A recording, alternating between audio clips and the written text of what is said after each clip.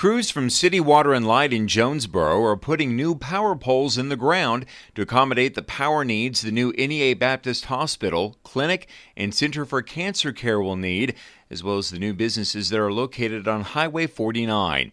Engineering Services Director for City Water and Light, Randy Simpkins, says the new power poles are being used by both the City of Jonesboro and Craighead Electric Cooperative. The top two power lines are Craighead Electric Cooperative's lines, while the bottom two will be the City of Jonesboro's lines. Simpkins tells more. Well, we know about what their loads will be roughly, and we just know that everything's going to explode around that area as far as growth. So we're planning for a new substation right in the Farville area, just across the tracks, just to the east of the railroad tracks. And we're also planning to bring a transmission line up there, and that'll give us an additional substation out there to kind of feed back into town to take care of that load. I asked Simpkins how long these plans have been in the works for City Water and Light to work on the power needs for that part of Jonesboro. Well, once the hospital property sold and we knew they were coming, we kind of started our, I guess you'd call preliminary planning, and we set up and kind of thought about where we'd want to buy a lift station property, substation property, and also how we would handle the needs short term during the construction and then long term. He tells about the work that is going on along Highway 49. Well, we're building the brand new 69,000 volt line it's a co-op line. We're basically raising their line up so that we can put two 13,200 volt circuits underneath their line, which will just give us more power to that area.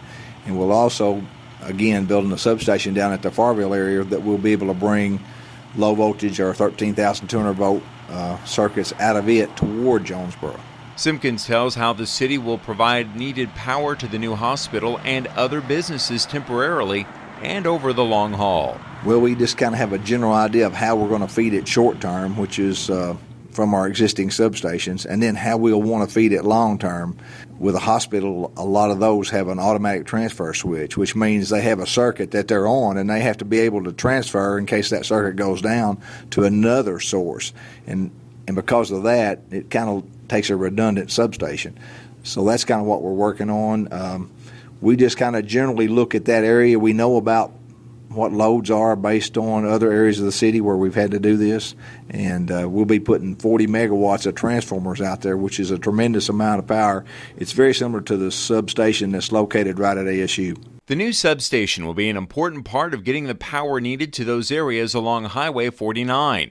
Simpkins says work is going on now to get ready, and more work will take place over the next few years on that stretch of highway. Yes, sir. It takes a lot of work. The planning's going on right now. Rick White, one of our engineers here at City Water and Light, is working on the plans for the substation.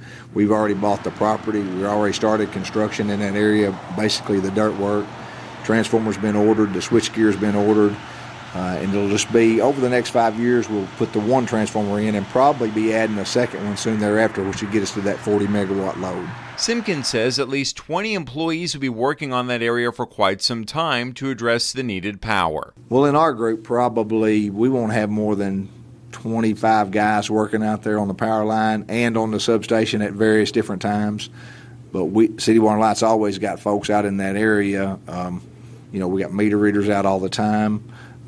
Just people doing general maintenance on the utility lines. According to Simpkins, upgrades in the power and sewer systems are being made. The sewer system, we're in the process of looking at upgrades in that area, lift station wise and trunk line wise, to try to make sure that we can take care of any growth in that area.